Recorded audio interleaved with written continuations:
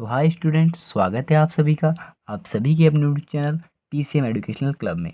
तो आज की इस वीडियो में हम डिस्कस करने वाले हैं क्लास 12 का जो चैप्टर है आपका प्रकाशिकी। ये आपका सेकंड बुक का चैप्टर है भौतिक विज्ञान का। तो इसमें हम जो भी आपके एग्ज़ाम से रिलेटेड मोस्ट इंपॉर्टेंट क्वेश्चन है उनके बारे में डेरिवेशन प्लस आपके जितने भी न्यूमेरिकल आते हैं इस क्वेश्चन से आपका उन सब के बारे में क्या करेंगे, एक एक करके डिस्कस करेंगे। वीडियो थोड़ी लेंदी होगी बट वीडियो को पूरा देखने के क्या होगा, वो सारे कॉन्सेप्ट तभी आपके क्या होंगे, आपके क्लियर होंगे। ठीक, तो देखो वीडियो को अगर हम हो सके तो ये टॉपिक हम इस वीडियो में डिस्कस कर देंगे और अपनी नेक्स्ट वीडियो में करेंगे आपका इस टॉपिक के बारे में, क्योंकि चैप्टर क्या है आपका काफ़ी लेंदी है। तो एक एक करके सारे टॉपिक के बारे में डिस्कस करेंगे। और जितने भी मैंने यहाँ टॉपिक लिखे हैं ये भी क्या है आपके सब एग्जाम में क्या हुआ है, आए हुए टॉपिक है आपके, जो भी क्या है आपके लिए एग्जाम के लिए काफ़ी इंपॉर्टेंट है आपके लिए। ठीक है, तो बिना देरी करते हुए स्टार्ट करते हैं वीडियो को। देखो इतने टॉपिक लिखे हैं, इन सब में से हम एक एक करके करेंगे, सबको आपका डिस्कस करेंगे। तो देखो ये जो 3 टॉपिक हैं इनको हम एक साथ डिस्कस करेंगे, बाकी के टॉपिक को हम क्या करेंगे आपका डिटेल में बताएंगे। ठीक है, तो बिना देरी करते हुए स्टार्ट करते हैं इस वीडियो को। तो जैसा कि पहला टॉपिक क्या है आपका, प्रकाश का अपवर्तन। ये प्रकाश के अपवर्तन में क्या होता है, ये देखो आपने छोटी क्लास में पढ़ा भी होगा, तो इसलिए हम ज़्यादा डीप डिस्कशन नहीं करेंगे इस पर आपका। ठीक है, खाली टॉपिक बता दिया जाएगा आपको।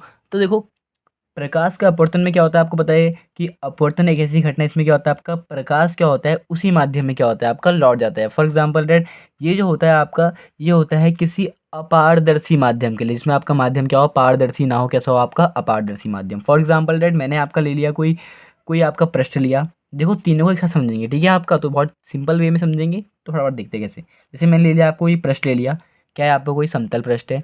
तो इस पर जब आपका प्रकाश पड़ता है, यानी मतलब आपको कोई प्रकाश पड़ता है, तो जो लाइन इस पे पड़ती है इसके क्या बोलते हैं आपका आपतित किरण। क्या बोलते हैं आपका आपतित किरण। क्या बोलते हैं आपका आपतित किरण। आपतित किरण। ठीक, तो इस पे क्या करते हैं आपका अभिलंब बनाते हैं। क्या बनाते हैं आपका अभिलंब, जो क्या हो पृष्ठ पर क्या हो आपका लंब हो। तो अभिलंब ड्रॉ कर दिया इस पे मैंने आपका। तो जो अभिलंब होता है आपको पता है कि अभिलंब के साथ जो आपतित कोण होती है इसको बोलते हैं आपका एंगल आई, यानी आपतन कोण बोलते हैं। और जिस एंगल से ये आपकी किरण इस पे आती है उसी एंगल से क्या होती है आपकी अपवर्तित हो जाती है, सॉरी आपकी परावर्तित हो जाती है। क्या होती है आपकी परावर्तित हो जाती है, मतलब जिस एंगल से आई उसी एंगल पे क्या होगी आपकी परावर्तित होती है। इसको बोलते हैं आपका एंगल आल। क्या बोलते हैं आपका परावर्तन कोण, इसे बोलते हैं। इस लाइन को बोलते हैं आपका क्या परावर्तित किरण। क्या बोलते हैं आपका परावर्तित किरण। ठीक, और ये जो बीच की लाइन से ये बोलेंगे आपका अभिलंब। क्या बोलते हैं आपका अभिलंब। और ये क्या आपका कोई पृष्ठ है, ये क्या आपका कोई पृष्ठ है। और कैसा पृष्ठ है आपका अपारदर्शी, मतलब प्रकाश इससे आर पार नहीं हो सकता आपका, जिस माध्यम से है उसी माध्यम में क्या होगा आपका लौट जाएगा।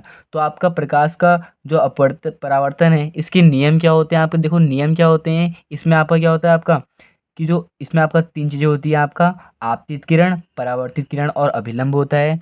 और अभिलंब क्या होता है, हमेशा क्या होता है आपके पृष्ठ पर लंबवत होता है। यहाँ पे जो आपतन कोण है और अपवर्तन कोण है, क्या सॉरी परावर्तित कोण है, क्या होता है आपका तीन दोनों क्या होते हैं आपस में बराबर होते हैं। ठीक है, इसको डिटेल में पढ़ते हैं ना आप, पहले छोटी क्लास में पढ़ा होगा आपने। ठीक है, तो इसके बारे में डिस्कस नहीं करेंगे, इतना आपके एग्जाम में आएगा नहीं कि वो डायग्राम बनाई पूरा प्रूफ करो उसको। ठीक है, जो आए टॉपिक है उनको हम डिटेल से बात करेंगे।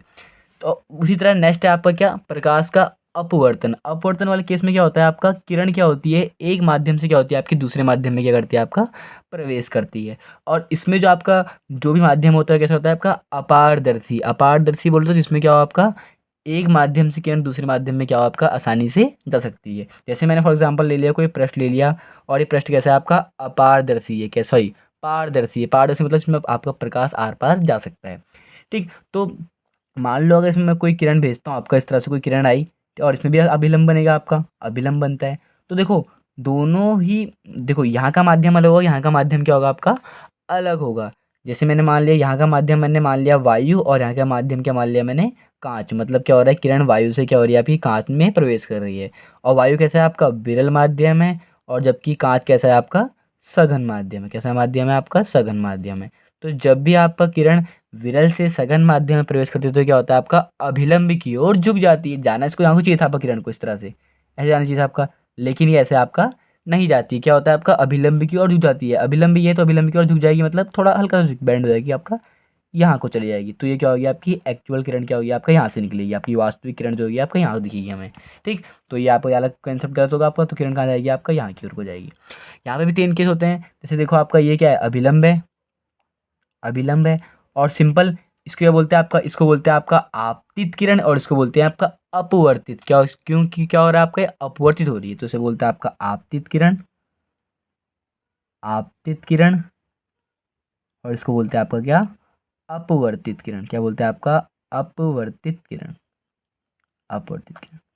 तो इसमें आपका कॉन्सेप्ट क्या है, इसमें आपका नियम भी आता है स्नेल का नियम। क्या आता है आपका, स्नेल का नियम। स्नेल का नियम क्या कहता है भाई, स्नेल का नियम ये कहता है, जैसे देखो अभिलंब के साथ जो आपतित किरण का जो एंगल यानी कोण होता है उसे बोलते हैं आपका आपतित कोण, आई बोलते हैं। ठीक। और जो आपका अपवर्तित होकर अभिलंब के साथ जो लाइन बनती है यानी अपवर्तित किरण के साथ बनती है उसे बोलते हैं आपका एंगल आर, यानी क्या बोलते हैं इसे आपका अपवर्तन कोण। क्या बोलते हैं आपका अपवर्तन कोण। तो स्नेल का नियम ये कहता है कि इन कोणों की ज्या, ज्या मतलब आपका साइन हुआ, मतलब sine I upon sine R का जो नियत मतलब आपका जो अनुपात होता है वो क्या रहता है, हमेशा आपका नियत रहता है, कहीं बदलता आपका नहीं है, नियतांक रहता है। जो मर्जी बोलो आप, नियतांक बोलो या नियत रहता है, हमेशा कहीं बदलता आपका नहीं है। तो एक बात समझो यहाँ से मेन, कि अगर कोई भी किरण आपका अपारदर्शी माध्यम से किसी दूसरे माध्यम में जाएगी और अगर वो किरण विरल से सघन में जाएगी तो क्या होगा, अभिलंब की ओर झुकेगी। और अगर इसका उल्टा केस हुआ, अगर वो सघन से विरल में गई तो क्या होगा, अभिलंब से दूर हटेगी आपका। तो ये किसका केस हुआ आपका, प्रकाश के अपवर्तन का केस। ठीक है, ये भी आपकी छोटी क्लास होगा, मैंने लेकिन थोड़ा बहुत आपको कॉन्सेप्ट क्लियर कर दिया है। आगे बढ़ते हैं, नेक्स्ट है आपका गोली दर्पण। अब गोली दर्पण क्या हुआ, आपका दर्पण दो प्रकार का होता है, आपको पता है, एक होता है उत्तल, एक क्या होता है आपका अवतल। उत्तल में कैसा पृष्ठ होता है आपका, कुछ इस तरह का पृष्ठ होता है आपका उत्तल में, ये बाहर की ओर को दिखाया जाता है आपका इस तरह से। ये क्या होता है आपका उत्तल पृष्ठ होता है आपका, मतलब ऐसे इस तरह से किरण आती है इस पर आपका। और एक होता है आपका अवतल। अवतल कैसा होता है आपका, इसमें क्या हो, दबा हुआ पृष्ठ होता है इस तरह से, तो ये क्या हुआ आपका अवतल पृष्ठ। क्या होता है आपका ये अवतल पृष्ठ। ठीक है, दोनों में आप देखो डिटेल में बताएंगे कि आपका अवतल और उत्तल में क्या कॉन्सेप्ट होते हैं। अभी खाली मेन समझो, ठीक है। उत्तल को जनरली आपको कोई कोई ऐसे दिखाते हैं, आपका ये उत्तल दर्पण होता है और ये क्या होता है आपका अवतल दर्पण होता है। समझ में आया इतना कॉन्सेप्ट। ठीक। अब आगे डिस्कस करते हैं, ये तो हो गया खाली मेन टॉपिक जो आपके सिंपल है, आपके इतने आती भी नहीं एग्जाम में। जो अब है मेन, ये मैंने इसलिए बताया था कि आपको ताकि आगे कॉन्सेप्ट आपकी क्या हो, आपकी क्लियर हो जाए। तो ठीक है, तो अगला टॉपिक क्या है आपका, देखते हैं अब।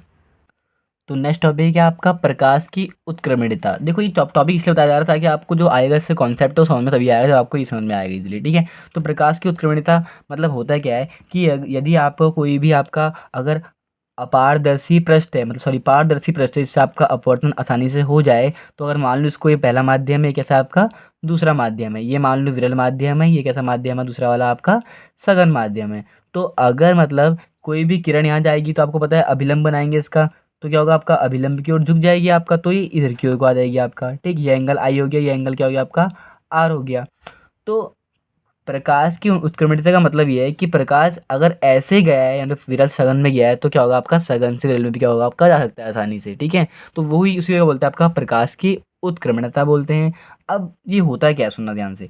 जैसे मैंने बोला अगर क्या हो रहा है प्रकाश, मैं लिखता हूँ, यदि प्रकाश पहले माध्यम से क्या हो दूसरे माध्यम में जाता हो, यदि प्रकाश पहले माध्यम से दूसरे माध्यम में जाता हो, दूसरे माध्यम में जाता हो, अगर जाता है तो उस टाइम पता क्या बोलते हैं, उसे बोलते हैं आपका जैसे sine I upon sine R, sine I upon sine R equal to क्या होता है आपका 1n2। 1n2 मतलब ये है कि पहले से क्या हो रहा है आपका दूसरे माध्यम में जा रहा है और उसकी वैल्यू होती है किसकी इक्वल आपका n2 अपॉन n1 के इक्वल। ठीक, समीकरण नंबर 1, जब क्या हो रहा है आपका पहले से दूसरे में जा रहा है आपका तो 1n2। अब अगर ये क्या आएगा आपका, यदि क्या हो आपका दूसरे से पहले में आए, फिर लिखना पड़ेगा यदि प्रकाश क्या है आपका पहले से सॉरी दूसरे से क्या है आपके पहले में है, दूसरे से क्या है आपके पहले में आए, और दूसरे से पहले में आएगा तो क्या होगा बताओ आपका किस, तो साइन आर अपॉन साइन आई होगा उस टाइम पे आपका, मतलब अपवर्तन कोण उस टाइम पे ये होगा और आपका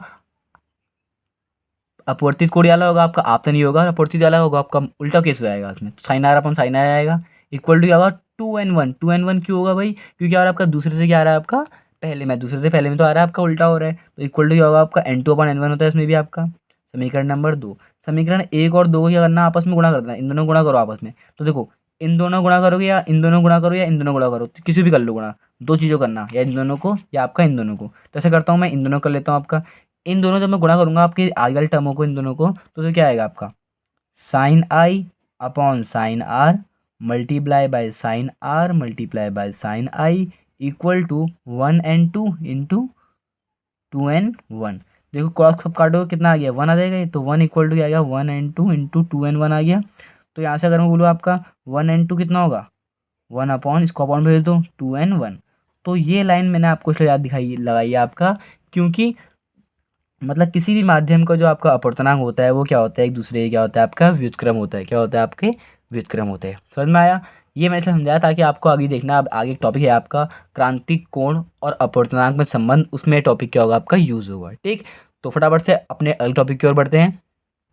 तो नेक्स्ट टॉपिक है आपका क्रांतिक कोण तथा पूर्ण आंतरिक परावर्तन। अब होता क्या है, देखिए ये बहुत ही इजी टॉपिक है, बस थोड़ा सा कॉन्सेप्ट समझने वाली बात है। देखो क्रांतिक कोण और पूर्ण आंतरिक परावर्तन के लिए कुछ मेन शर्तें होती हैं, वो फॉलो करके ही आपका क्या होता है आपके आई को हम बढ़ते हैं। तो उसमें मेन क्या सबसे पहले ये होता है कि आपका जो भी किरण है वो क्या होती है आपकी सघन से विरल माध्यम में जाती है आपका हमेशा, तो तभी क्या होगा आपका क्रांतिक कोण या पूर्ण आंतरिक परावर्तन आपका होगा।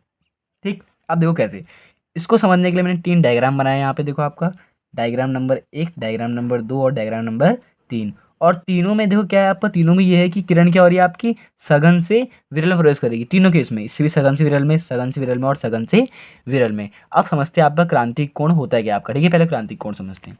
तो आपको एक बात पता होनी चाहिए, मैंने आपको थोड़ी देर पहले बताई थी कि अगर कोई किरण आपका यदि विरल से सगल में आती है तो आपका अभिलंब की ओर झुक जाती है, अभिलंब की ओर झुकती है इस तरह से आपका, मतलब यहाँ को आती है, देखो मतलब यहाँ है तो यहाँ को आती है। लेकिन अगर उल्टा हो, सघन से विरल में जाए तो क्या आपका अभिलंब से दूर हटती है। तो सघन से विरल में आ रही है तो अभिलंब तो ये है इसका, तो अभिलंब की ओर झुकेगी नहीं, क्या होगा अभिलंब से आपका दूर हटेगी। तो अभिलंब ये है और ये किरण यहाँ जान थी इसको आपका, तो अभिलंब से दूर हटेगी। अभिलंब ये है तो दूर हट के यहाँ पर बन गई आपकी, कहाँ बन गई आपका यहाँ पर बन गई। ठीक, तो मतलब क्या है कि अभिलंब से दूर हटेगी सघन से विरलान में। लेकिन सिंपल सी बात यह है कि एक टाइम ऐसा आएगा जिस टाइम पे ये जो आपका आपतन कोण है, मतलब आपका जो आपका सघन माध्यम में बना आपतन कोण है, उसका मान इतना हो। देखो हम जब धीरे धीरे क्या होगा, धीरे धीरे इसको बढ़ाएंगे, हम धीरे धीरे जब इसको इस तरह से बढ़ाएंगे आपका, तो ये एंगल भी धीरे धीरे इस तरह यहाँ को बढ़ेगा आपका, बढ़ेगा। तो एक टाइम ऐसा आएगा कि जो आपका ये एंगल आई, मतलब आपका आपतन कोण का मान है, वो क्या होगा, उसका मान उस टाइम पे इतना होगा कि जो अपवर्तित कोण है कितना हो जाएगा आपका 90 डिग्री जाएगा। जैसे एक लाइन यहाँ है, अब मैं इसको यहाँ लूँगा तो थोड़ा और आगे चले जाएगा, यहाँ लूँगा थोड़ा और आगे चले जाएगा। तो एक टाइम ऐसा आएगा इस एंगल का कि मैं आई यहाँ पे लूँ और उस टाइम पे आपका ये 90 डिग्री बन जाए। क्या बन जाए आपका 90 डिग्री बन जाए। तो उस टाइम पे जो आपका ये कोण बना है ना आपका विसंगन माध्यम से, बोलते हैं क्या आपका क्रांतिक कोण। आई नहीं, क्या बोलते हैं इसको आपका जनरली सी बोलते हैं या ई बोलते हैं। क्रांतिक कोण बोलते सी बोलते हैं आपका, क्या बोलते हैं आपका क्रांतिक कोण। अब देखो परिभाषा कैसे लिखोगे इसकी, तो परिभाषा देखो मैं लिखाता हूँ फटाफट से।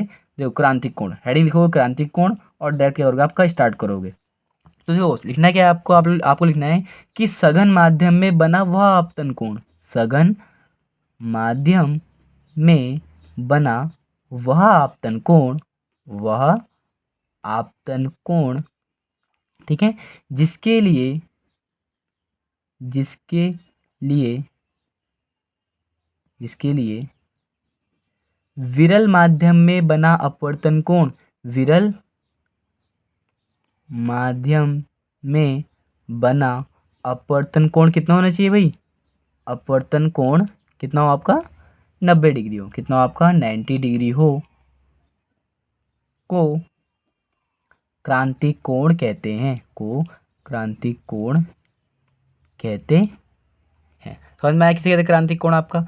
तो मतलब क्या है कि सघन माध्यम में बना वह आपतन कोण जिसके लिए विरल माध्यम बना कोण कितना हो आपका 90 डिग्री, तो ये बोलते हैं आपका क्रांतिक कोण। आई होप समझ में आ गया हो आपको, बहुत इजी है, एक बार देखो, एक दो बार रिपीट करो तो आपको समझ में आ जाएगा डायग्राम सही। ठीक, अब इसी का एक स्टेप आगे आता है आपका पूर्ण आंतरिक परावर्तन। अब पूर्ण आंतरिक परावर्तन क्या, सुनना ध्यान से, क्या होता है पूर्ण आंतरिक परावर्तन में ये होता है आपका कि अब देखो जैसे एक टाइम सिंपल सी बात है भाई, अब ये आई इतना है अभी कि वो 90 डिग्री दिखा रहा है आपका, तो एक आई वो भी होगा जब ये आर की वैल्यू 90 से क्या होगी, ज़्यादा होगी, 90 ज़्यादा। देखो ये एंगल 90 मतलब इतना बन रहा है 90 आपका, तो उस एक टाइम ऐसा आया कि ये मान लो थोड़ा आई को थोड़ा और नीचे कर दिया आपका, यहाँ नीचे कर दिया, तो उस टाइम पे ये आपका और बढ़ जाएगा ऊपर की ओर को आपका। तो उस टाइम पे आपका ये विरल माध्यम नहीं रहेगी किरण, क्या होगा दोबारा से क्या होगी आपकी सघन माध्यम में क्या होगी आपकी चली जाएगी। जैसे ये केस देखो, तो उसके लिए देखो मेन शर्त क्या है आपका, जो ये क्रांतिक कोण है ना, क्रांतिक कोण जो आई है आपका, ये क्रांतिक कोण वो है जिसके लिए आपका विरल माध्यम बनाना कोण 90 डिग्री है।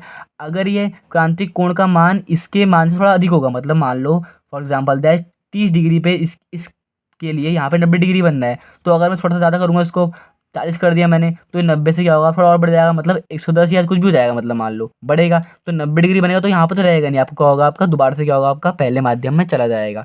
तो उस टाइम पे क्या हुआ, मतलब उस टाइम पे हुआ क्या आपका, कि किरण जिस माध्यम में आई उसी माध्यम में क्या हुआ, आपकी लौट गई, तो उसे क्या बोलते हैं, आपका पूर्ण आंतरिक परावर्तन होती है, बोलते हैं, क्या बोलते हैं, आपका पूर्ण आंतरिक परावर्तन बोलते हैं। ठीक है, अब देखो पूर्ण आंतरिक परावर्तन भी कुछ शर्तें होती हैं आपकी। नंबर 1 शर्त क्या होती है आपका, कि जो आपतन कोण का मान है क्या होना चाहिए, आपके क्रांतिक कोण के मान से अधिक होना चाहिए, तभी क्या होगा, आपका पूर्ण आंतरिक परावर्तन होगा। भाई जब अगर अगर वो उसका आपतन कोण का मान क्रांतिक कोण के मान के बराबर होगा आपका, तो उस टाइम पे तो आपका क्रांतिक कोण बनेगा ना, यहाँ पे 90 डिग्री बनेगा आपका।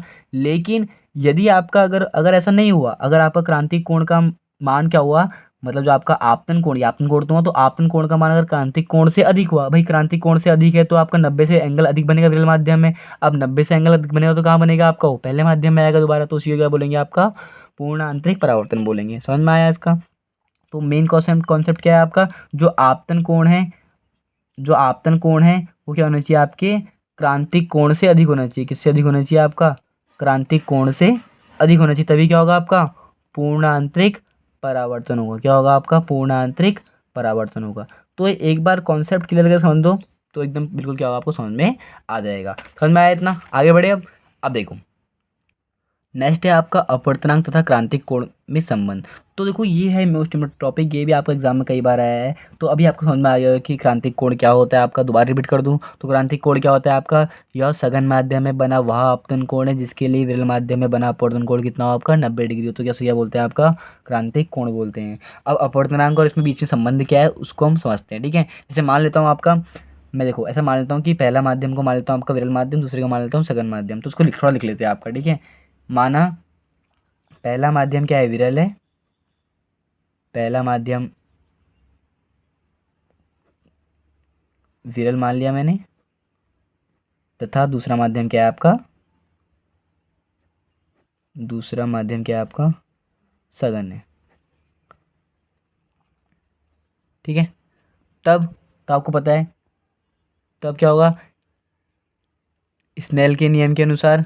ठीक है, अब देखो क्योंकि आपको पता है कि ये क्रांतिक कोण में क्या होता है, सघन से विरल में जाती है आपका, तो तब क्या होगा, सघन माध्यम के सापेक्ष विरल माध्यम का अपवर्तनांक, सघन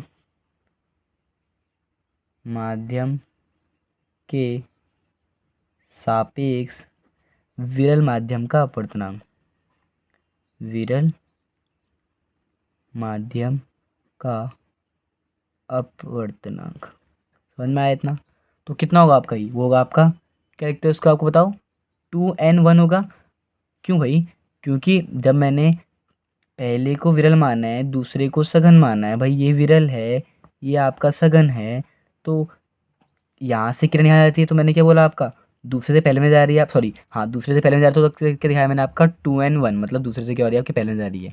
किसकी इक्वल होती है, आपकी sine I upon sine R की इक्वल होती है। और आपको एक चीज़ पता है आपको, कि अगर आपका जो साइन आई है ना, आपका जो उस टाइम पे आपको जो आई होता है वो क्या होता है, आपका आई जो होता है उस टाइम पे क्या होता है, क्रांतिक कोण सी होता है। यदि क्या हो, लिखना पड़ेगा, यदि आपतन कोण, यदि क्या हो आपका आपतन कोण क्या हो आपका आई हो, आपतन कोण क्या हो आपका आई हो, तो उसको सी दिखाते हैं आपका हम। और तथा अपवर्तन कोण क्या होता है उस टाइम पे, आपको पता है अपवर्तन कोण कितना होता है, आर कितना होता है उस टाइम पे, आपका पूर्णांत परावर्तन के लिए 90 डिग्री होता है आपका। क्रांतिक कोण के लिए आर उस टाइम पे कितना होता है, आपका 90 डिग्री होता है। इन दोनों वैल्यू के यहाँ रखो तो कितना आएगा बताओ आपका, तो 2n1 इक्वल टू आई की वैल्यू कितनी रखनी, इसी रखनी है, तो उस टाइम पे क्रांतिक कोण होगा आपका, और आर की वैल्यू कितनी रखनी है आपकी 90। ठीक है, और साइन 90 कितना होता है आपका 1, कितना होता है आपका 1, तो साइन सी अपॉन 1 हो गया आपका।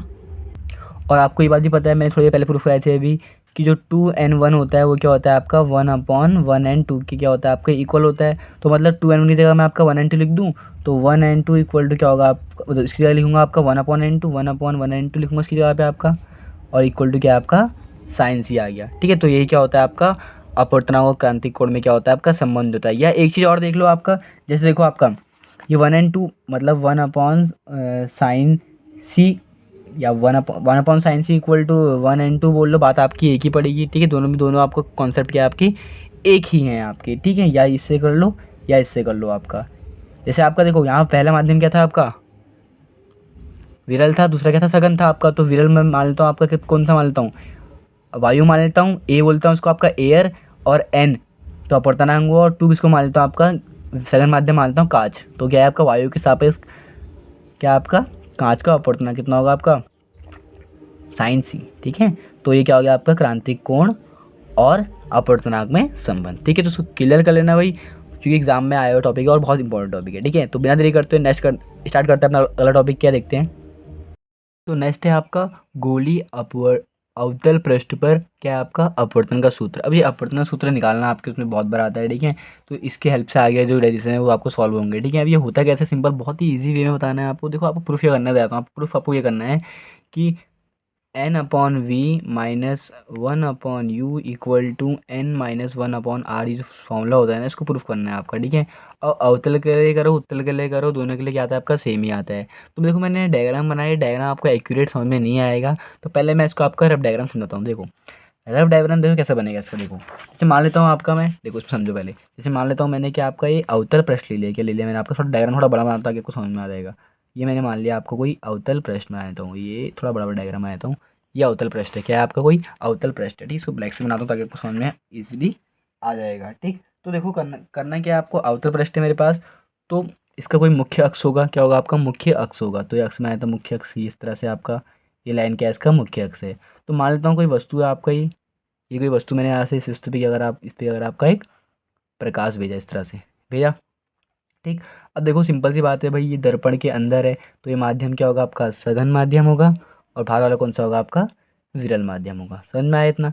ठीक, इस माध्यम को मैंने बोल दिया n1, इसको बोल दिया मैंने क्या n2। अपवर्तनांक इसका n1 है, इसका अपवर्तनांक कितना है आपका n2 है। तो जैसे ही किरण भेजूंगा तो आपको पता है विरल से सघन में जा रही तो क्या आपका अभिलंब से क्या होगी आपकी अभिलंब की ओर झुक जाएगी। तो पहले इसका अभिलंब बनाते हैं, तो अभिलंब बनाते हैं, तो अभिलंब इस पर क्या होगा लंबवत होगा एकदम आपका, इस पृष्ठ पर क्या होगा लंबवत होगा, तो लंबवत बनाते हैं अभिलंब। ठीक है, तो एग्जाम में आप स्केल के थ्रू बनाना। ठीक, तो ये अभिलंब बना दिया इसका मैंने। और एक चीज़ और सुनना ध्यान से, जो ये जिस एंगल पे आपका हम कोई किरण भेज रहे हैं उसे बोलते हैं आपका एल्फा। क्या बोलते हैं आपका एल्फा। और जहाँ से आपका अभिलंब बना है उस एंगल को बोलते हैं गामा। क्या बोलते हैं आपका गामा बोलते हैं। अब सिंपल सी बात है, अभिलंब से क्या होती है, अभिलंब की ओर झुकती है आपका, तो क्या होगा थोड़ा यहाँ को जाने की बजाय थोड़ा ऊपर चले जाएगी आपका, तो यहाँ की ओर चली जाएगी, ये इस तरह से बना देंगे। ठीक, तो इसी लाइन को अगर मैं पीछे को बढ़ाऊंगा आपका डॉटेड लाइन से, ठीक, तो जहाँ पे ये मिलती है इसको बोलते हैं कि आपका बीटा एंगल। क्या बोलते हैं बीटा एंगल। यहाँ क्या बनता है इसका प्रतिबिंब क्या बनता है आपका आई दिखा दिया मैंने। ठीक, और इसको बोलते हैं सी, और इसको मैंने बोल दिया आपका ओ। ठीक, और अब यहाँ पे आई क्या होगा अपवर्तन कोण क्या होगा, अपवर्तित कोण क्या होगा। ठीक है, तो देखो आपतन कोण आई क्या होगा आपका, ये लाइन जा रही है और ये अभिलंब है, यह लाइन अभिलंब, पीछे वाली लाइन अभिलंब है, ये अभिलंब है, तो ये टोटल एंगल कितना होगा आपका आई होगा, टोटल एंगल आई होगा। और आर कौन सा वाला एंगल होगा, आर होगा ये वाला एंगल, जो आपका क्या होता है आपका अपवर्तित किरण के साथ बनता है और अभिलंब के बीच में बनता है अपवर्तित कोण। भाई जब ये आर है तो उसको तो सेम ये वाला भी क्या होगा आपका आर होगा, छोटा सा बड़ा होगा अपना, ये एंगल क्या होगा आपका इसके इक्वल होता है आपका। और टोटल एंगल कितना है ये आपका आई है, टोटल एंगल कितना है आपका आई है। ठीक, तो देखो अब मेन डायग्राम मैंने डायग्राम आपका यही बनाया है, यहाँ पे बस आपका नाम दे दिया है, यहाँ पे पी दे दिया है, M1 M2 दे दिया होगा, और आपका बाकी डायग्राम आपका अच्छे डिटेल में डायग्राम मैंने यहाँ बनाया है। ठीक, तो वही डायग्राम है आपका सेम, और मैंने बोल दिया कि वस्तु ऊंचाई कितनी मान ली मैंने आपका h मान ली। समझ में आया, आगे बढ़ते हैं। अब देखो इसमें थ्योरी क्या होगी, वो थ्योरी मैं आपको बताऊंगा लिखते कैसे हैं, करके कैसे लिखना है आपको। ठीक, तो देखो ऐसे लिख लेते हैं हम, आप लिखो राइट, देखो स्टार्ट करना है। देखो मैं पहले लिख देता हूँ पहले आपको, फिर समझाऊंगा आपको। ठीक है, डिटेल में।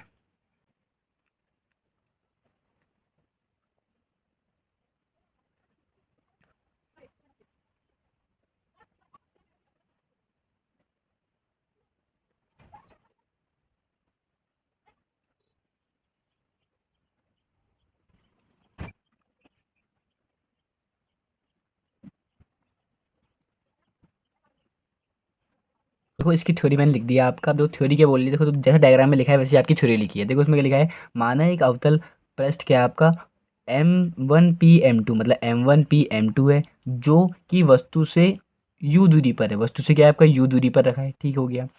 आगे कह रहा है तथा जिसका मुख्य अक्ष क्या है आपका p है, मुख्य अक्ष p है, और वक्रता त्रिज्या r है, वक्रता त्रिज्या ये होती है आपकी r है, वह वस्तु की प्रतिबिंब से दूरी v है।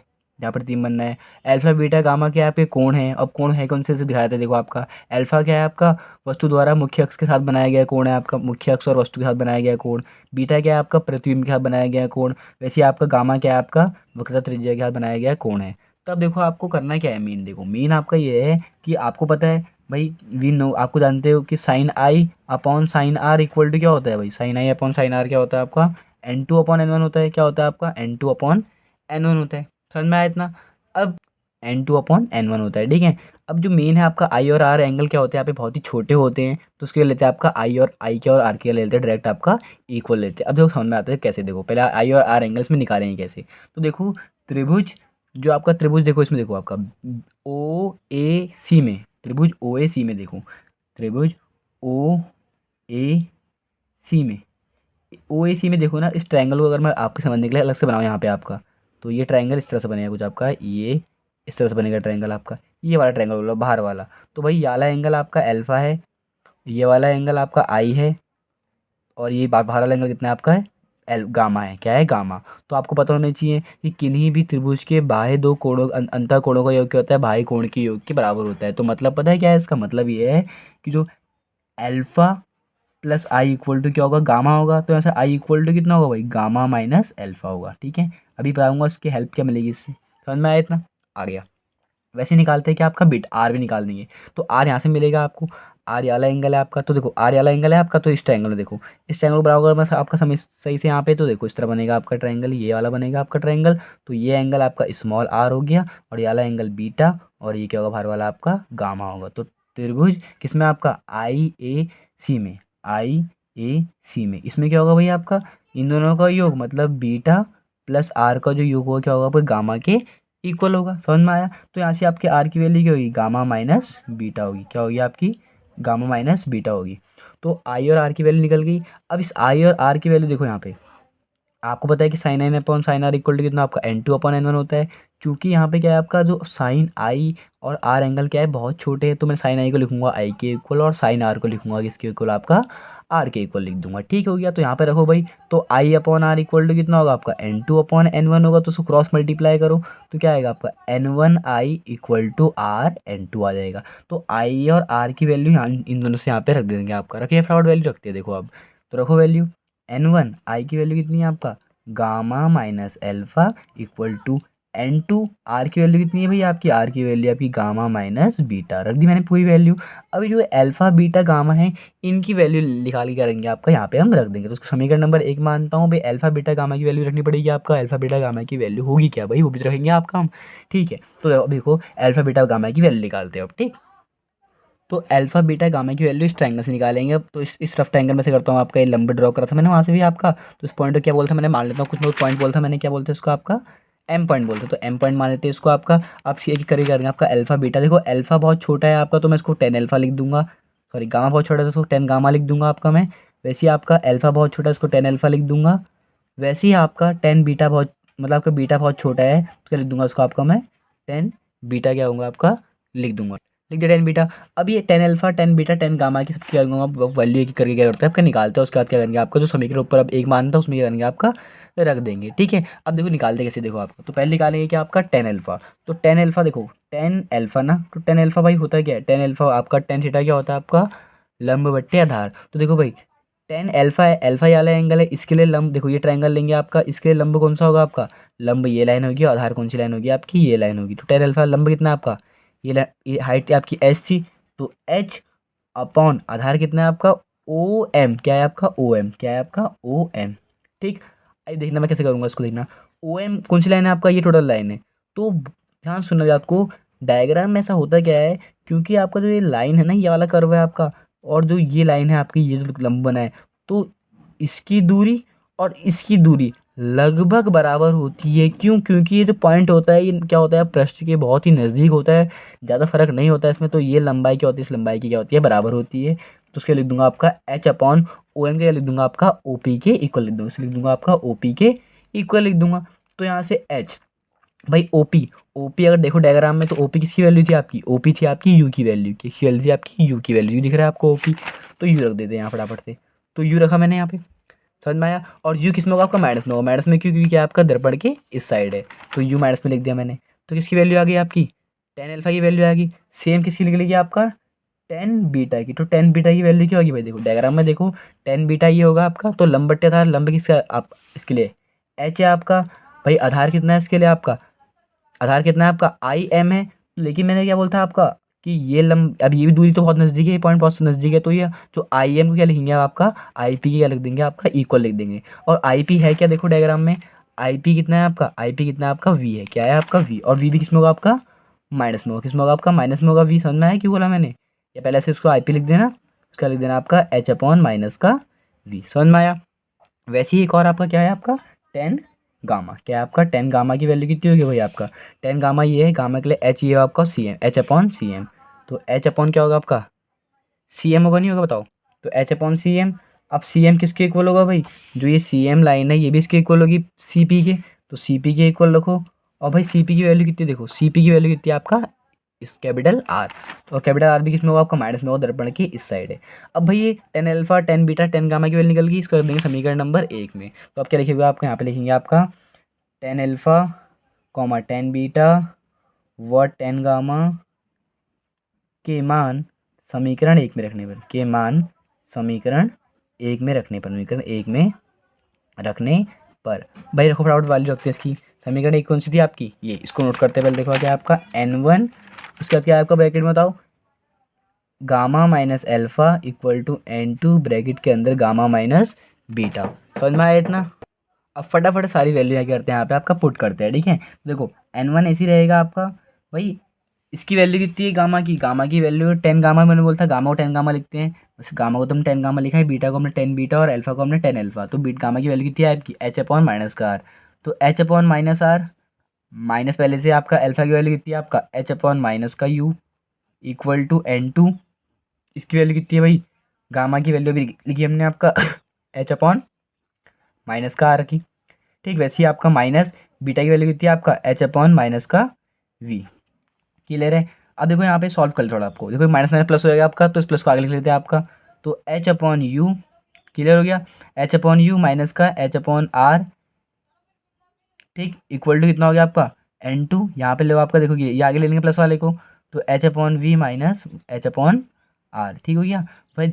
सब में देखो एच एच एच एच आ रहा है, तो दोनों साइड से एच लेके एच क्या करोगे आपका कैंसिल कर लोगे, तो एन वन क्या बचेगा अंदर, one upon U minus one upon R equal to N two one upon V minus one upon R बचेगा। समझ में आया इतना, ठीक है। अब देखो यार आ गया, अब क्या करते हैं, इसको मल्टीप्लाई करते हैं, अंदर क्या करते हैं आपका मल्टीप्लाई करके, एन वन को यहाँ मल्टीप्लाई करते हैं और एन टू को यहाँ मल्टीप्लाई करते हैं, तो क्या आएगा देखो आपका N one U minus N one R equal to N two V minus N two R, ठीक है। अब देखो यहाँ पे आपका दोनों फंक्शन देखो आर आर सेम आ रहे, तो आर वाले को साइड ले लेते हो, एक बाकी आप सबको करेंगे आपका एक साइड ले लेंगे, ठीक। तो देखो करेंगे कैसे, देखो ये एन टू वी को ऐसे रहने दो आपका, और इसको वहाँ भेजो और बाकी आर वाले को साइड ले आओ। तो देखो ये क्या है आपका N two minus R negative है, तो यहाँ की पॉजिटिव हो जाएगा, तो यहाँ लिखता हूँ, तो उसको मैं आपको यहाँ लिख देता हूँ अच्छे से, देखो तो उसको मैं आगे लिख देता हूँ, ठीक है। आपका जो आपका एन टू अपॉन आर इसको आगे लिख देता हूँ, तो एन टू आर पॉजिटिव हो जाएगा यहाँ के, और यहाँ पे कितना है आपका माइनस का एन वन आर है, इक्वल टू यहाँ पे एन टू अपॉन वी ऐसे ही रहने दो, और बाकी इसको वहाँ भेजो तो माइनस का हो जाएगा, माइनस का एन वन अपॉन यू होगा। समझ में आया इतना, आगे बढ़ते हैं। दोनों में आर सेम है तो एलसीएम आ गया, क्या आएगा ऊपर आपका N two minus N one equal to N two upon V minus N one upon U, clear समझ में आया। अब मैं क्या करता हूँ, इस जो ऊपर है ना इस पूरे क्या करता हूँ आपका एन टू से भाग करता हूँ, क्या करता हूँ आप सॉरी एन वन से करता हूँ भाग करता हूँ, तो एन वन से भाग करने पर, एन वन से भाग करने पर, तो करो भाई भाग। तो देखो अगर आप भाग करोगे ना इससे, तो क्या आएगा N two upon N one minus N one upon N one, फिर अपॉन में क्या आएगा आपका आर इक्वल टू यहाँ पे N two upon N one upon V minus N, क्या आएगा बताओ, यहाँ पे N one upon N one हो जाएगा अपॉन यू हो जाएगा, तो ये तो कैंसिल वन हो जाएगा, तो क्या आएगा आपका एन टू, देखो और मान लेता हूँ मैं कि पहले माध्यम के सापेक्ष दूसरे माध्यम का पूर्णांक कितना है आपका एन है, तो एन टू अपन एन लिख दूंगा आपका, मैं एन लिख दूंगा, क्या लिख दूंगा आपका एन, तो ये तो एन हो गया आपका, माइनस ये तो आपका वन हो गया अपॉन आर इक्वल टू क्या आ गया आपका, ये भी एन होता है आपका, तो एन अपॉन वी माइनस का वन अपॉन यू। समझ में आया, तो यही फॉर्मूला है आपका, थोड़ा इसको अरेंज कर लो, इधर उधर लिख लो। तो क्या आ गया आपका n/v-1/u=n-1/r। ठीक, अब ये क्या, इसे क्या बोलते हैं आपका है, ये क्या आपका अवतल पृष्ठ का क्या है, गोली पृष्ठ द्वारा अवतल पृष्ठ का सूत्र है आपका, अपवर्तन का सूत्र है। समझ में आया इतना आपको?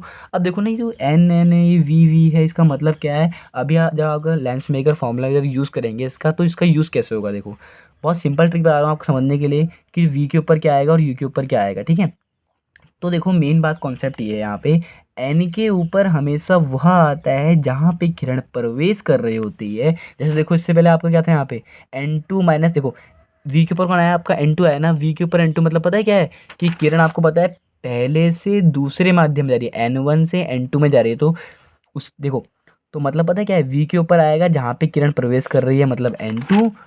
और यू के ऊपर कौन आएगा, जहाँ से किरण आ रही है n1 से आ रही है, तो क्या आएगा आपको ऊपर n1 आएगा। और वही चीज़ यहाँ रिपीट हो जाएगी, आपका n2 माइनस n1 क्या होगा, यहाँ पर रिपीट हो जाएगी। ये समझने का तरीका है आपको, अभी पता लगेगा मैं ये सब ऐसा क्यों बोल रहा हूँ, क्योंकि जो आएगा डेरिवेशन है आपका लेंस मेकर फॉर्मूला, उससे आपको सब डाउट क्लियर हो जाएंगे। और यही आपका जो डेरिवेशन है, ये अवतल पृष्ठ से भी हो जाएगा, उत्तल पृष्ठ से भी हो जाएगा, तो दोनों सेम ही है। आप एक से किसी से आपका सीख लो, ठीक है। तो बढ़ते हैं आपका नेक्स्ट टॉपिक है, जो आपका लेंस मेकर फॉर्मूला है, उसमें आप पता लगेगा आपका कि इसका मेन यूज़ आपका क्या है। तो बढ़ते हैं अपनी नेक्स्ट टॉपिक की तरफ।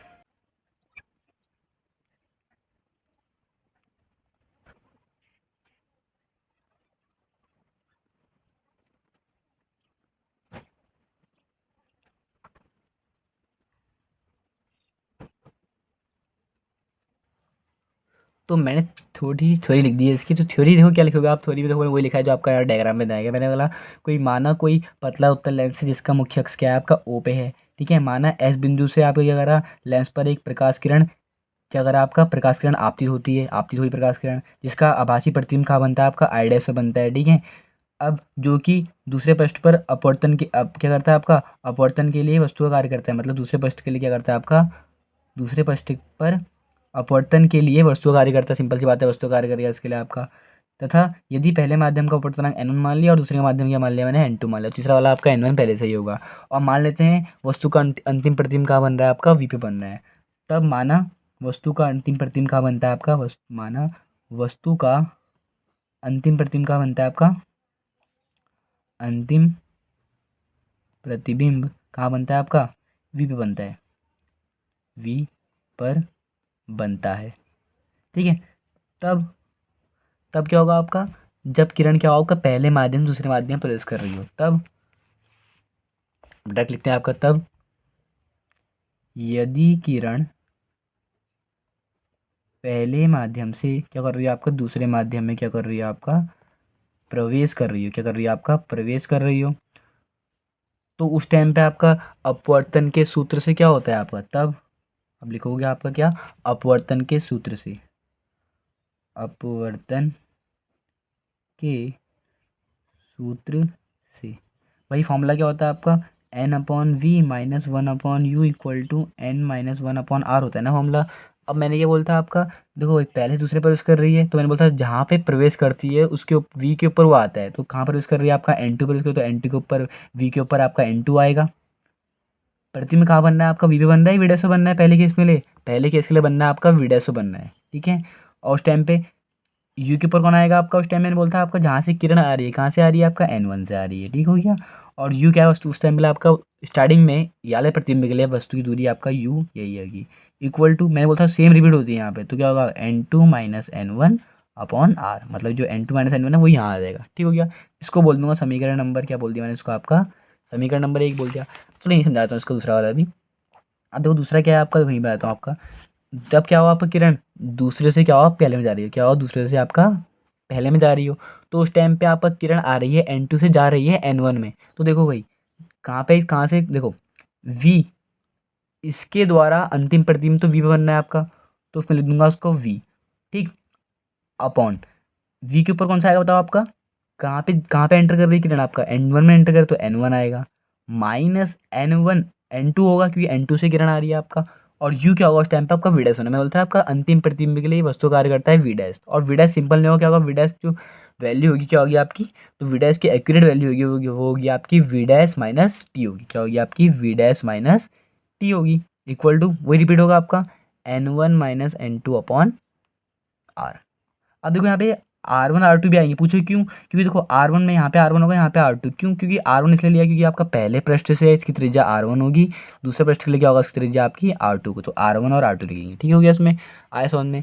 अभी लेंस बहुत ही पतला है तो यहाँ पे टी कितना होगा, ऊपर 0 होगा। अब टी 0 तो टी हट जाएगा यहाँ से आपका, तो कितना होगा N1/V minus N2/V dash equal to कितना आपका N1 माइनस N2/R2। ठीक हो गया, समीकरण नंबर 2 बोल देंगे इसको। ठीक हो गया। अब क्या करेंगे, समीकरण 1 और 2 क्या करेंगे आपका, जोड़ देते हैं फटाफट से। ठीक है, अब जोड़ते हैं, देखो क्या जोड़ेंगे। तो देखो फटाफट से मैंने क्या करा, इन दोनों को जोड़ दिया आपका। अब देखो जब जोड़ेंगे ना ये देखो, क्योंकि ये वाले इस साइड जुड़ेंगे आपका और ये वाले इस साइड जुड़ेंगे। ठीक है, दोनों जोड़ा मैंने, तो जोड़ने से क्या होगा आपका, ये दो टर्म सेम है तो कैंसिल हो जाएंगे आपका, और इन दोनों को मैं थोड़ा आगे पीछे लिख लूँगा। देखो आपका N1/V को ऐसे रहने दो आपका, और बाकी ये माइनस का N1/V को लिख दिया ना, पीछे लिख दिया इक्वल टू। अब देखो यहाँ पे ये N2 माइनस N1/R1 है, तो मैं चाहता हूँ कि आपका ये भी N2 माइनस N1 हो जाए। तो क्या करेंगे, इसमें माइनस का कॉमन ले लेंगे, तो माइनस अगर कॉमन लेंगे तो ये उल्टा हो जाएंगे आपका। तो क्या हो जाएगा आपका N2 माइनस N1 हो जाएगा, अपॉन में क्या हो जाएगा आपका R2 हो जाएगा। ठीक है, अब देखो यहाँ पे दोनों का एलसीएम, अब देखो सॉल्व देखो कैसे करेंगे इसको। हाँ देखो दोनों में क्या कॉमन लग रहा है आपको, अब इसको लाइन को काटते पहले, तो ये क्या होगा आपका N1/V माइनस N1/U है। भाई देखो इन दोनों में आपका N2 माइनस N1 दोनों में आपका कॉमन है, तो क्या बचेगा अंदर आपका 1/R1 माइनस 1 क्या बचेगा आपका R2 बचेगा। तो अब देखो इन दोनों में आपका N1 कॉमन है तो N1 ही बाहर ले लो, क्या बचेगा 1/V minus 1/U equal to क्या बचेगा आपका N2 माइनस N1। बस होने वाला है प्रूफ, देखो बहुत ईजी है आपका ये, तो 1/R2। ठीक, तो कोई कॉन्सेप्ट क्लियर कर पढ़ो, मज़ा आएगा पढ़ने में। ठीक है, तो ये N/V minus U equal to, देखो ये N1 को इसके अपॉन भेज दो, तो N2/N1/N1, और यहाँ पे क्या आएगा आपका 1/R1 माइनस 1 क्या आएगा आपका R2। ठीक हो गया। अब ये N1/V ऐसे रहने दो, 1/U ऐसे रहने दो, इस N1 को इसके अपॉन भेजो, इसके अपॉन भेज दो, तो ये आएगा आपका N2/N1 माइनस N1/N1 हो गया। ठीक हो गया, और बाकी ब्रैकेट में क्या है आपका 1/R1 माइनस 1 क्या है आपका R2 है। तो भाई आपको पता है कि N2/N1 को क्या मानते हैं, आपका N मानते हैं, तो ये तो हो गया आपका शुरुआती टर्म N हो गया, और बाकी कैंसिल हो कितना आ गया 1, तो कितना आ गया आपका 1/R1 माइनस क्या आ गया आपका 1/R2। समझ में आया इतना? ठीक हो गया। अब यदि क्या हुआ आपका, अब सुनना, थोड़ी सी कंडीशन लगानी, बस हो गया, सॉल्व हो गया। कि आपको फॉर्मूला ये प्रूफ करना है ना, 1/F equal to 1/V minus 1/U, ये प्रूफ करना है फॉर्मूला आपको। तो ये कैसे प्रूफ होगा आपका, पहले यहाँ देख के प्रूफ होगा। ठीक है, अब देखो करेंगे कैसे प्रूफ, बहुत ईजी है। देखो जैसे मैंने बोल दिया आपका कि जो आपका अगर यहाँ पे u क्या हो आपका अनंत पर, मतलब वस्तु क्या हो आपकी अनंत पर हो, तो वस्तु अगर अनंत पर होती है तो प्रतिबिंब कहाँ बनता है आपका, फोकस पे बनता है। कहाँ बनता है आपका, फोकस पे बनता है प्रतिबिंब। तो अगर वस्तु अनंत तो वस्तु प्रतिबिंब कहाँ बनेगा आपका, फोकस पे बनेगा। तो ये कंडीशन लगाते हैं यहाँ भाई, इसको समीकरण नंबर 3 मान लेते हैं, कंडीशन लगाते हैं यहाँ पे देखो आपका, तो 1 भाई एफ बनेगा प्रतिबिंब, माइनस 1/U क्या होगा, इन्फिनिटी होगा, तो उस टाइम पे क्या होगा N-1/1/R1 माइनस 1 क्या होगा आपका R2 होगा। तो 1/F तो ऐसे ही रहेगा आपका, माइनस 1/इन्फिनिटी क्या होता है 0, तो पूरा टर्म हट जाएगा, 0 छोड़ो, लिखते नहीं है इसको, इक्वल टू आएगा N-1/1/R1 माइनस 1 क्या आ गया आपका R2 आया। ये समीकरण नंबर बोल देना, इसको 4 बोल देना। ठीक है, अब समीकरण 3 और 4 से देखो आपका एक चीज़ दिख रही है आपको, क्या बताओ क्या चीज़ दिख रही है आपको, 3 और 4 में ही देखो कि जो RHS है दोनों के सेम है, RHS दोनों सेम है, तो LHS भी क्या होंगे आपके दोनों के सेम होंगे। तो मतलब इन दोनों समीकरण 3 व 4 से क्या हो गया आपका 1/F इक्वल टू क्या आ गया 1/V माइनस 1/U। और यही आपको पता है किसका फॉर्मूला होता है आपका, लेंस का फॉर्मूला होता है आपका। ठीक है, इसी को क्या बोलते हैं आपका, लेंस मेकर फॉर्मूला बोलते हैं। तो आई होप आपको समझ में आ गया होगा, ये बहुत ही ईजी कॉन्सेप्ट में आएगी देखिए, और ये आपको ईजिली समझ में आ जाएगा। ठीक है, तो बढ़ते हैं आपकी अपनी नेक्स्ट टॉपिक की तरफ। समझ में आया आपको ना अच्छे से ईजिली, तो एक दो बार वीडियो देखना, आपको इजीली समझ में आ जाएगा। वीडियो थोड़ी लेंदी है पर क्या करें, सारे टॉपिक इंपॉर्टेंट इसी में डाले गए हैं आपके, एक बार देख लो इजी समझ में आ जाएगा। ठीक है, तो बिना देरी करते बढ़ते नेक्स्ट टॉपिक की ओर अपनी। तो नेक्स्ट टॉपिक है आपका संपर्क में रखे दो लेंसों की संयुक्त फोकस दूरी के बारे में। तो देखो ये मतलब है क्या कि अगर जब दो लेंस आपके उत्तल लेंस आपके क्या रहेंगे, आपके अगर पास पास रखे तो उनकी संयुक्त फोकस दूरी क्या होगी। जैसे मान लो एक लेंस आपका L1 है, एक लेंस क्या आपका L2 है, इसकी फोकस दूरी F1 है, इसकी दूरी फोकस दूरी कितनी है आपकी F2 है। तो अभी डायग्राम समझ में नहीं आएगा आपको, उस डायग्राम को पहले मैं आपको रफली समझाता हूँ। ठीक है, तो देखो डायग्राम के अकॉर्डिंग क्या है आपका कि मान लो अगर कोई दो क्या आपके लेंस है आपकी, क्या आपकी दो कोई लेंस है आप, फॉर एग्जाम्पल डेट मैंने जैसे लेंस ले लिया आपका, एक लेंस आपका ये हो गया और दूसरा देखो रफ डायग्राम बन रहा है खाली आपका समझने के लिए। ठीक है, ये आपके क्या बन गया, आपके दो लेंस बन गए। ठीक, और इनका क्या हो गया, मुख्य अक्ष हो गया, क्या हो गया आपका मुख्य अक्ष हो गया। तो अगर इस लेंस की भाई ये लेंस N1 है, ये L2 है, इसकी फोकस दूरी F1 है, इसकी F2 है। ठीक है, तो अगर इससे कोई आपका मान लो प्रकाश डाला हमने, कोई आपका किरण डाली, तो अपवर्तित होगी यहाँ से आपका, अपवर्तन होने के पश्चात क्या होगा आपका, मान लो अगर L2 नहीं है, अगर L2 अगर आपका मान लो नहीं होता तो ये अपवर्तित होकर क्या होता है आपका, अगर इसका अभिलंब ड्रॉ करूँ मैं यहाँ पर तो अभिलंब कर झुक जाती है, मतलब इधर की हो जाती है आपका, जब ये L2 आपका नहीं होता तो कहाँ बनता है प्रतिबिंब, मान लो उसका आई डैश से बनता है, कहाँ बनता है आपका आई डैश पे। तो उस टाइम पे ये होता है आपका यू वस्तु की दूरी, और ये क्या होती है प्रतिबिंब की दूरी वी डैश। अब वी डैश मैंने क्यों बोला, क्योंकि भाई दो लाइन से यहाँ पे आपके एक्चुअल प्रतिबिंब तो वी होगा ना आपका, वास्तविक प्रतिबिंब तो बी होगा आपका, तो वी नहीं बना है अभी, क्या बना है आपका वी डैश बना है। तो देखो उसका क्या करना है आपका, अब मैंने क्या करा उसके बाद, अब देखो जैसे, तो जो लेंस आपका L2 है, अब क्या करेंगे देखो, जो लेंस L2 है क्या होगा, दोबारा अपवर्तन होगा, यहाँ से दोबारा अपवर्तन होने से क्या होगा आपका, दोबारा अपवर्तन देखो मान लो आपका, देखो अभी दूसरा लेंस भी आ गया है तो यहाँ से आपका अपवर्तन दोबारा होगा तो क्या होगा, अभिलंब इसका अगर बनाएंगे तो अभिलंब से और झुक जाएगी, मतलब प्रतिबिंब आपका यहाँ बन जाएगा, पहले बन जाएगा इसे, तो कहाँ बनेगा आपका आई पे बनेगा। तो ये क्या बनेगा आपका, कहाँ बनेगा आपका वी, इससे दूरी क्या है आपकी लेंस की, वी दूरी पर है आपका, ठीक है। तो जो वास्तविक प्रतिबिंब में कहाँ बना आपका, वी पे बना, ना कि वी डैश पे, ठीक हो गया। तो यहाँ पे आपका दो बार फॉर्मूला लगेगा आपका, अपने लेंस में का फॉर्मूला पड़ा है ना आपका, 1/f=1/v - 1/u। तो जब पहले लेंस से बनेगा तो यू ये लेंगे, वी होगा आपका वी डैश वाला लेंगे, और फोकस दूरी लेंगे आपका F1 वाली।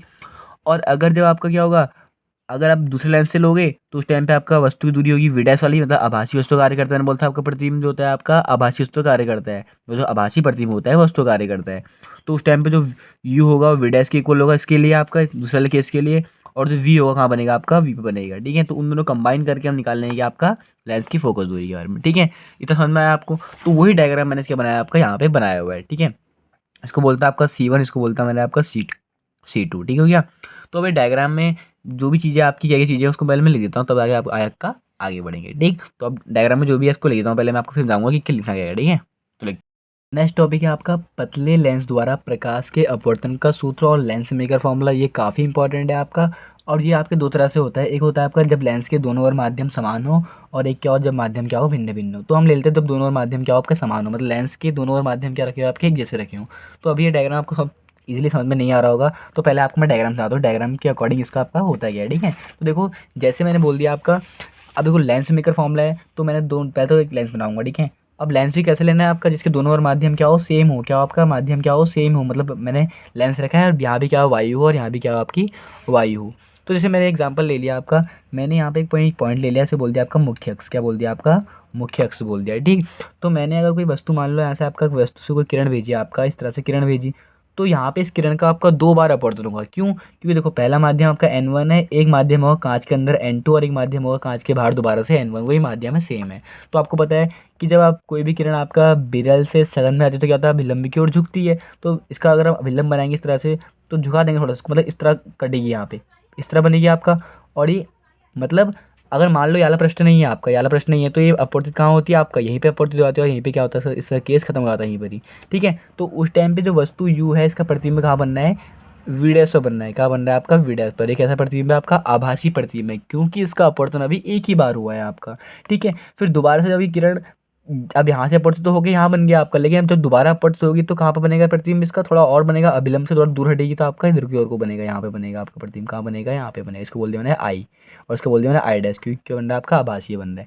तो ये तो आभासी था इसलिए मैंने वी डैश बोला, और जो बाद वाला बनेगा वो क्या होगा आपका कैपिटल वी, क्या होगा आपका कैपिटल वी। तो सिंपल सी बात कहने की मतलब ये है कि इसमें यू वी कैसे लेंगे अब आपका, जब भाई याला पहले केस के लिए क्या होगा, जब आपका किरण पहले से दूसरे में जा रही होगी तो उस टाइम पे यू तो ये होगा, और वी क्या होगा आपका कहाँ बनेगा आपका वीडे से बन रहा है, जब ये पहला हो रहा है खाली इम्पल तो वीडे से बन रहा है आपका।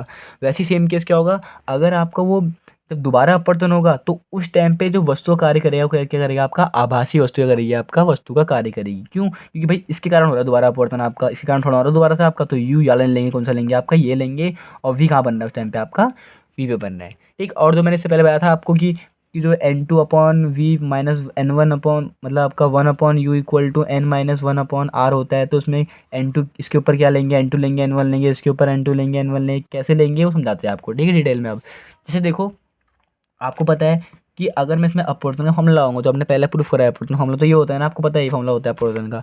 तो भाई N2 लूँ, N1 लूँ, क्या लूँ, तो अगर मैं लिख रहा हूँ, मैं पहले लिखेंगे यहाँ पे, मतलब देखो, और डायग्राम के बारे में लिखेंगे हम यहाँ पे, पूरे डायग्राम के बारे में कि क्या एम है, कैसे अपवर्तन हो रहा है, तो पूरी थ्योरी लिखूंगा अभी आपके सामने, लिखूंगा यहाँ पे थ्योरी में आपका, ठीक है। तो पहले आपको मैं जनरल थोड़ा समझा देता हूँ कि होता क्या है, ठीक है। तो पहले मैं इसकी थ्योरी लिख देता हूँ, वो थ्योरी क्या कहती है इसकी, ठीक है।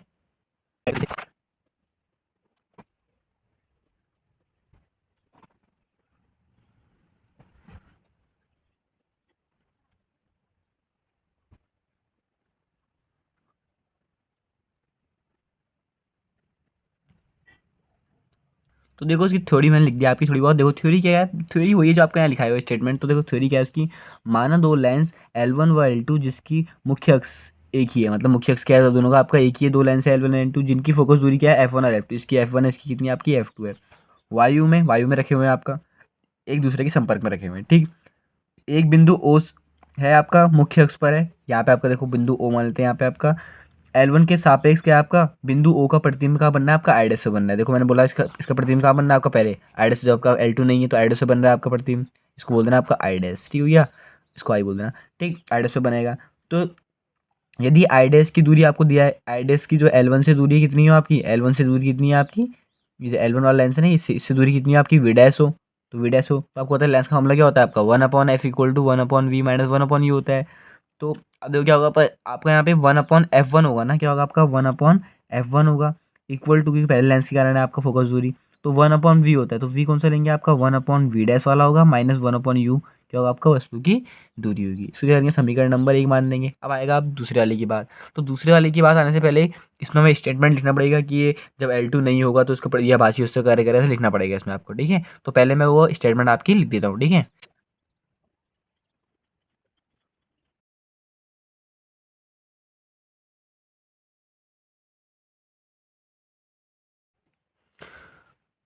तो देखो थ्योरी मैंने लिख दी इसकी, अब आगे बढ़ते हैं। देखो तो उसमें क्या करना है आपको, देखो उसमें लिखा गया आपका लेंस जो आपका I1 है, आई डैश है, मतलब आपका आई डैश है वो क्या करेगा आपका दूसरे लेंस से लेकर करेगा आपका आभासी वस्तु का कार्य करेगा। मैंने पहले बोला था आपको ये बात। यदि वस्तु या वस्तु का आई डैश का आभासी प्रतिबिंब जो आपका बनाता है, कहाँ बनाता है आपका आई पे, बोलता है कि आपका वी डैश को वस्तु माने क्या बनता है आपका वी पे बनाता है, मतलब आई पे बनाता है आपका, ठीक। तो जिसकी लेंस V2 से दूरी कितनी है आपकी, इससे दूरी कितनी है L2 से दूरी कितनी है आपकी, मैंने V बोल दिया, ठीक है। तो लेंस के मामले से क्या होता है आपका, देखो आप अब देखो आपका ये आपका लेंस L2 वाला है तो उसके लिए फोकस दूरी 1/f2 होगी, F2 होगी, और 1/v होता है, मतलब v होगा आपका वास्तविक वाला v जहाँ अंतिम में v बन रहा है। और क्या होता है आपका माइनस का 1/u, u है आपका वस्तु की दूरी, और वस्तु की दूरी कौन से लेंगे आपका आभासी वस्तु v डैश को लेंगे, तो क्या होगा आपका v माइनस क्या हो जाएगा आपका v डैश होगा। क्लियर हो गया, समझ में आया इतना। समीकरण नंबर 2 बोल देंगे, क्या करेंगे आप उसके बाद, समीकरण 2 हो गया, अब क्या करेंगे, अब क्या करेंगे, देखो आपका समीकरण 1 और 2 कर देंगे आपका जोड़ देंगे सब। तो समीकरण 1, चलो इस साइड लिख देता हूँ, समीकरण 1 प्लस 2 कर देंगे, तो भाई इसको इसका जोड़ेंगे और इसको इसके साथ। तो देखो लिखते हैं आपका 1/f1 plus 1/f2 equal to कितना होगा आपका 1/v dash minus 1/u plus 1/v minus 1/v dash. तो देखो भाई ये दोनों सेम टर्म है तो कैंसिल हो जाएंगे आपका, तो क्या आएगा यहाँ समझ में, देखो ना, जैसे ये आपका क्या है, ये आपका 1/f1 हो गया, देखो 1/v डैश सेम है तो कैंसिल आपका, तो माइनस का 1/v और वाई 1/v, तो इसको अच्छे लिख लेते हैं आपका। तो 1/f1 इक्वल प्लस 1/f2 कितना हो जाएगा आपका, इसको आगे लेता हूँ प्लस वाले को, तो 1/v माइनस का 1/u, ठीक। अब ऐसा मान लेता हूँ कि लेंस की संयुक्त फोकस दूरी कितनी है आपकी f है, मतलब क्या है, मतलब कहने का मतलब ये है कि 1/f इक्वल टू क्या है आपका f1 प्लस f2 है, ठीक है, ऐसा मान लेता हूँ। दूसरी जगह लिख दूंगा आपका 1/f लिख दूंगा, तो 1/f इक्वल टू क्या आ गया आपका 1/v माइनस 1/u। एक लाइन ये भी हो गई आपकी। अब दोनों को जब कंपेयर करोगे आपका, तो उसके RHS सेम है तो LHS भी क्या होंगे आपके दोनों के सेम होंगे। समझ में आ गया मैंने, RHS सेम है तो क्या होंगे आपके LHS भी सेम होंगे। अब देखो उसके बाद क्या लिखोगे, आपका डायरेक्ट छोटा छोटा सा बचा है, बस इतना बताया था आपको। और देखो तो क्या करोगे उसके बाद आपका ये हो गया, आप इतना लिखा आपने, तो मतलब दोनों को कंपेयर करोगे तो आपका तो क्या आएगा 1/f इक्वल टू क्या आ जाएगा आपका 1/f1 प्लस 1 क्या आ जाएगा आपका f2 आ जाएगा। तो यही क्या हो गया आपका लेंस की संयुक्त फोकस दूरी का आपका फॉर्मूला हो गया। समझ में आया इतना। अब एक चीज़ और बतानी है आपको, देखो जैसे फॉर एग्जाम्पल डेट, देखो अभी समझाते देखो जैसे आपका, अगर एक क्या हो, एक उत्तल लेंस हो और दूसरा क्या हो आपका अवतल लेंस हो। भाई सिंपल सी बात है, उत्तल देखो उत्तल या अवतल में दोनों में से एक ही क्या होती है नेगेटिव, एक ही क्या होती है आपकी पॉजिटिव। तो लगाओ भाई यहाँ से आपका 1/f इक्वल टू देखो 1/f1 होगा प्लस 1 क्या होगा आपका f2 होगा, और ये f2 कितना होगा आपका माइनस में होगा, क्योंकि आपको पता है कि क्या होता है एक आपका नेगेटिव में होगा आपका उत्तल अवतल में से, ठीक। तो यहाँ से 1/f इक्वल टू कितना होगा 1/f1 प्लस माइनस माइनस होता है आपका, तो माइनस 1/f2। भाई दोनों को सॉल्व करो, 1/f इक्वल टू कितना होगा आपका f1 f2 एलसीएम आ गया, ठीक। ऊपर क्या होगा आपका f2 माइनस f1, तो ये क्या हो गया आपके लेंस की संयुक्त फोकस दूरी क्या होता है आपका सूत्र होता है। आई होप आपको समझ में आ गया होगा, ठीक है, डिटेल में आपका। तो यही क्या है आपका, मतलब ये लाइन लिखोगे जो कराया उसके बाद ये लाइन करोगे तो डेरिवेशन आपका कंप्लीट माना जाएगा, ठीक। ठीक है, आई होप आपको समझ में आ गया होगा। तो बढ़ते हैं अपनी आपकी नेक्स्ट टॉपिक की तरफ। नेक्स्ट टॉपिक है आपका पतले लेंस की फोकस दूरी के लिए न्यूटन का सूत्र। मतलब कि लेंस है आपका पतला है, उसके लिए न्यूटन का सूत्र क्या है उसके बारे में बताता हूँ, ठीक है आपका। तो पहले डायग्राम समझते हैं, डायग्राम क्या है। देखो डायग्राम के अकॉर्डिंग यहाँ पे ये है आपका बात कि मान लो आपका कोई भी क्या है आपका एक लेंस है आपका, ठीक। इसकी हमने क्या रखी, कोई वस्तु रखी है, ओ डैश क्या आपकी वस्तु रखी है एक मैंने, और इसका प्रतिबिंब कहाँ बनना है आपका आई आई डैश। तो कैसे बनना है देखो, मैंने ये करा इस वस्तु से आपका एक समांतर रेखा डाल, तो आपको पता है कहाँ से हो जाती है आपकी फोकस से हो जाएगी आपका, तो फोकस से की गई। और एक रेखा डाली मैंने क्या इसके आपके ध्रुव, मतलब ध्रुव से, आपको ध्रुव से डाल तो क्या होती है आपकी समांतर हो जाती है, समांतर हो गई। तो इन जो जहाँ पे कट कर यहाँ प्रतिबिंब बनता है, कहाँ बन रहा है आपका आई आई डैश से बन रहा है। और जो एफ डैश है यह प्राथमिक फोकस और ये क्या आपका द्वितीय फोकस। दो फोकस होते हैं आपके लेंस के, एक इसका होगा, तो एक एफ वन है और ये क्या आपका ये एफ डैश है और ये क्या आपका एफ है। तो न्यूटन का सूत्र क्या कहता है, वो कहता है कि किसी भी वस्तु की प्रथम फोकस से दूरी एक्स डैश जो होती है वो, और किसी और आपका जो प्रतिबिंब की दूरी द्वितीय फोकस से, इन दोनों का जो गुणनफल होता है, मतलब एक्स डैश इंटू एक्स, वो क्या होता है आपका प्रथम फोकस इंटू द्वितीय फोकस से क्या होता है आपके गुणनफल के बराबर होता है। तो मतलब ये प्रूफ करना है हमें कि X X dash equal to कितना होता है आपका एफ एफ डैश। क्या करना है आपको, प्रूफ करना है न्यूटन का सूत्र। समझ में आया न्यूटन का सूत्र क्या है आपका, कि मतलब एक्स डैश क्या है आपका वस्तु की प्राथमिक फोकस से दूरी, और एक्स क्या है आपका प्रतिबिंब की द्वितीय फोकस से दूरी का गुणनफल क्या होता है आपका प्राथमिक फोकस और द्वितीय फोकस की गुणनफल क्या होता है आपके बराबर होता है। अब ये चीज़ क्या करनी है आपको, प्रूफ करनी है। तो पहले जो भी इसका स्टेटमेंट है वो लिख देते हैं आपको, फिर हम स्टेटमेंट को आपको समझाएंगे, ठीक है। तो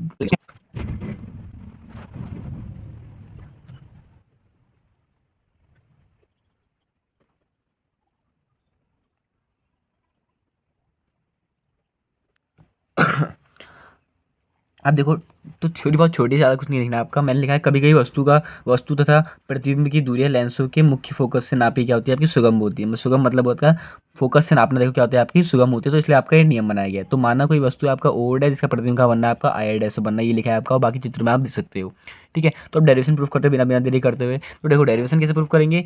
अब देखो पहले लेता हूँ मैं इन दोनों ट्रायंगल को, इन दोनों ट्रायंगल को लेता हूँ, ठीक है। ये ट्रायंगल लेता हूँ आपका, तो इन दोनों अगर ट्रायंगल में आप अगर अच्छे से देखो, तो ये दोनों क्या है आपके समरूप त्रिभुज होंगे आपके। समरूप क्यों, क्योंकि देखो इनके ये एंगल बराबर होंगे, इतना दिखाएंगे नहीं आपका, देखो ना, क्योंकि ये दो एंगल बराबर होंगे आपका, शीर्षक विमुख कोण बराबर होंगे। और एक बात और आपका, ये जो लाइन होगी देखो, ये दोनों कोण बराबर है, दोनों में आपका एंगल 90 डिग्री होगा याला, देखो एक एंगल इसमें 90 डिग्री, इसमें 90 डिग्री होगा आपका। और ये भुजा देखो, ये भुजा और ये भुजा बराबर होगी आपकी, दोनों लेंस की बराबर दूरी पे है आपका, और ये भी बराबर होगी, तो क्या होंगे आपस में समरूप होंगे। आप लिखना पड़ेगा चूंकि त्रिभुज आपका क्या O dash F, O dash F, और क्या आपका F C B dash, F dash C B, क्या है आपका एफ समरूप है। भाई समरूप है तो क्या होता है इसका आपका संगत भुजाओं का अनुपात क्या होता है आपका बराबर होता है। तो देखो कैसे, मतलब जो है आपका ये O dash, O dash upon C B equal to कितना होगा आपका, तो आपका O dash upon C B equal to कितना होगा, O F dash upon F C, upon F C होगा। अब ध्यान समझना, ध्यान से मेरी बात को, जो आपका ये सी बी है, यानी बी सी सी बी जो मर्जी बोलो आपका, तो ये इसके इक्वल है आपका आई आई डैश के, क्योंकि ये क्या आपका एक आयत बन रहा है, तो उनकी आमने सामने भुजा क्या होती है आपकी बराबर होती है। तो ये भुजा क्या होगी इसकी बराबर होगी आपका, तो सी बी इक्वल टू क्या है आपका आई आई डैश। तो आई आई डैश की वैल्यू यहाँ रख देते हैं आपका, तो कितना होगा ओ डैश, इसकी वैल्यू क्या है आपकी आई आई डैश है, तो I I dash equal to कितना हो गया आपका O F upon F C. Clear हो गया, इसको बोल रहे हैं समीकरण नंबर एक, बोल रहे हैं क्या बोला आपका समीकरण नंबर एक बोल दिया। आगे बढ़े आप, अब उसके बाद देखो आगे बढ़ते हैं। नेक्स्ट देखो क्या है आपका, अब देखो अब लेते हैं आपका त्रिभुज, किसमें आपका, अब इन दोनों में लेंगे, किसमें आपका इन दोनों में। अब देखो ये दोनों भी क्या होंगे आपका समरूप होंगे, तो त्रिभुज सी A F, C A F, और किसमें आपका बताओ F I I dash, F I I dash में, तो समरूप है आपका, लिखना पड़ेगा समरूप है। भाई जब समरूप है तो संगत भुजाओं का अनुपात क्या होगा आपको बराबर होगा। तो मतलब ये भुजा, मतलब पहले ए सी लेंगे, तो ए सी इस भुजा और ये भुजा आई आई डैश बराबर क्या होगा बताओ आपका सी एफ अपॉन क्या होगा आपका, ये क्या है आपका एफ है, एफ आई, क्या होगा आपका एफ आई होगा। ठीक, अब देखो एक चीज़ और देखो यहाँ पे, जो ये आपका ए सी है वही ओ डैश के इक्वल है, तो आप लिखोगे यहाँ पे ए सी इक्वल टू क्या है आपका ओ डैश है। तो ये वैल्यू रखते हैं फटाफट से आपका, तो देखो क्या आएगा, तो ए सी की वैल्यू क्या है आपका ओ डैश, तो O dash upon I I dash equal to क्या आएगा आपका C F upon F I आया। समीकरण नंबर 2 बोल देना इसको। भाई समीकरण 1 और 2 में देखो इसके एलएचएस सेम है, मतलब देखो ये O dash I dash O dash I dash ये बराबर है, तो ये भी आपस में बराबर होंगे आपका। क्या लिखोगे समीकरण 1 व 2 से। भाई 1 और 2 से क्या होता है आपका, ये दोनों बराबर होंगे आपका। तो O F dash upon F C equal to कितना होगा आपका, C F upon F I. Clear हो गया, समझ में आया। आगे बढ़ते हैं अब देखो यहाँ पे देखो क्या होगा, ओ एफ डैश डायग्राम में देखो आपका ओ एफ डैश की वैल्यू कितनी है आपका एक्स डैश है। एफ सी की वैल्यू कितनी है आपका एफ है। सी एफ की वैल्यू कितनी है सी। अब देखो ध्यान सुनना, ये क्या है आपका सी एफ, एक मिनट, तो सी एफ है, हाँ सी एफ है। सी एफ की वैल्यू कितनी है आपका एफ है। अब जो एफ सी की वैल्यू जो आप निकालनी है एफ डैश है, क्या है आपके एफ डैश है, ठीक है। और ये एफ आई की वैल्यू कितनी है आपकी एफ आई क्या है एक्स है, तो दोनों क्रॉस मल्टीप्लाई करो तो क्या हो गया आपका एक्स डैश इक्वल टू कितना आ गया आपका एफ डैश। ठीक, तो ये क्या आपका न्यूटन का फॉर्मूला है, किसका आपका पतले लेंस की क्या आपका न्यूटन का सूत्र है। समझ में आया इतना। तो भाई ये इसी के साथ हमारी ये वीडियो काफ़ी लेंदी हो चुकी है, तो आई होप पहले आप ये वीडियो अच्छे से क्लियर करें, अच्छे से देख ली वीडियो। जो बाकी के टॉपिक है आपके, जो बचे हुए 3-4 टॉपिक है आपका, वो काफ़ी इंपॉर्टेंट टॉपिक है, उसको हम नेक्स्ट वीडियो में कवर करेंगे आपका। इसमें आपका दूरदर्शी, सूक्ष्मदर्शी और ये एग्जाम में आपके आते भी हैं, और जितने टॉपिक्स में कराए हैं वो सारे क्या आते हैं एग्जाम में आपको आते हैं। और साथ ही साथ अगर स्टूडेंट आपको वीडियो अच्छी लगे तो लाइक करें, शेयर करें और बेल आइकन को प्रेस करना ना भूलें, ताकि मेरी अगली वीडियो की नोटिफिकेशन आप तक पहुंच सके। और साथ ही अगर इसके प्रॉपर नोट्स अच्छे से चाहिए तो आप टेलीग्राम ग्रुप ज्वाइन कर सकते हैं। डिस्क्रिप्शन में आपको टेलीग्राम ग्रुप का लिंक आपको इजीली अवेलेबल हो जाएगा। तो फ्रेंड्स अब तक के लिए मिलते हैं स्टूडेंट अपनी नेक्स्ट वीडियो में।